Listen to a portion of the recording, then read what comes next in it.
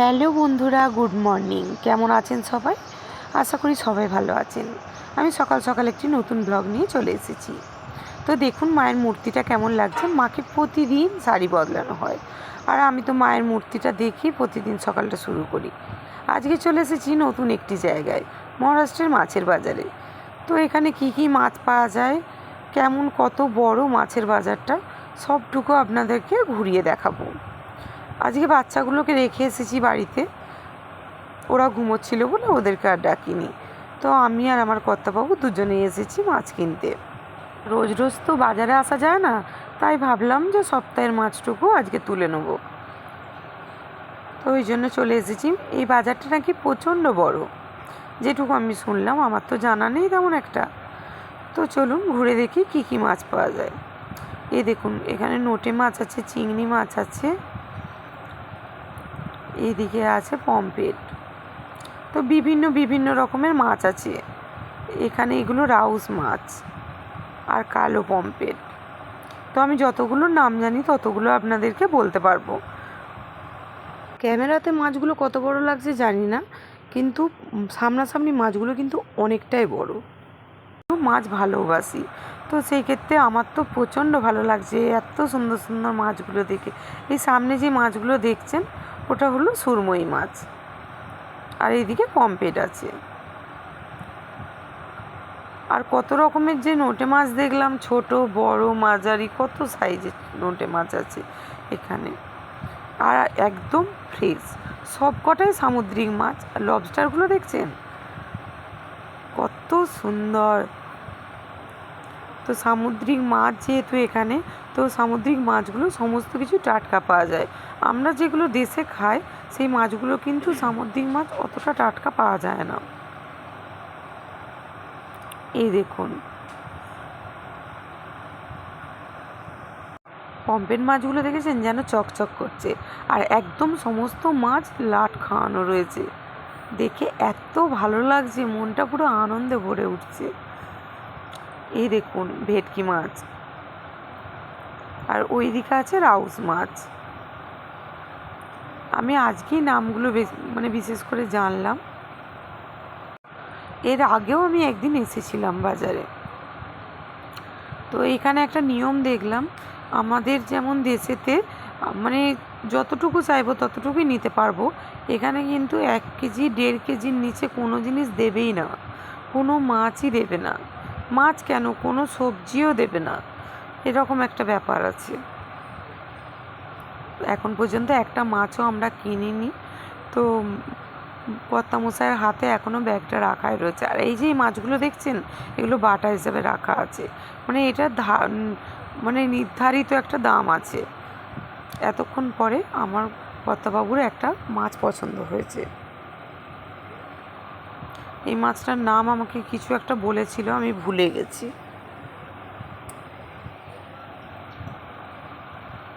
যেহেতু আমাদের মাছের পরিমাণটা কম, ওই জন্য ওনারা আর হাতই লাগালেন না। তো আমার কর্তামশাইকে নিজেকেই ওজন করে নিয়ে আসতে হচ্ছে। আমি জিজ্ঞেস করছিলাম এই মাছটা কেমন খেতে। আমার হাজব্যান্ড তো বলল দারুণ টেস্ট। তো কোনো দিনও আমি খাইনি এর আগে, বা আমি দেখিও নি এই মাছটা। তো চলুন, মোটামুটি আমরা সব রকমই মাছ নিয়ে নিয়েছি। তো আমি এখন দাঁড়িয়ে আছি, আমার হাতে ব্রেড আছে আর চালের গুঁড়ো আছে, কেন কি আমরা নোটে মাছও নিয়েছিলাম কিছুটা, ওই জন্য আমরা চালের গুঁড়ো নিয়েছি।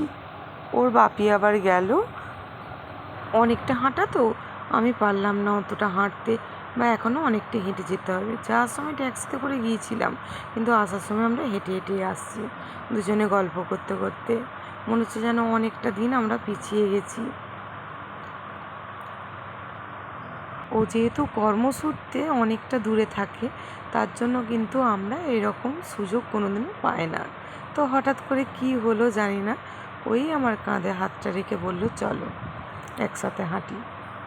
আজকে আমরা 3 রকম মাছ এনেছি।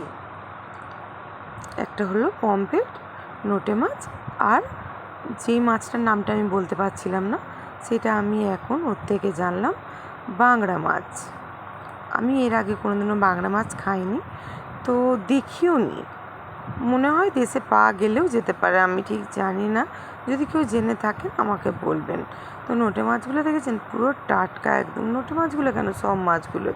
এই পমফ্রেটগুলোর সাইজ দেখেছেন কত সুন্দর সাইজ।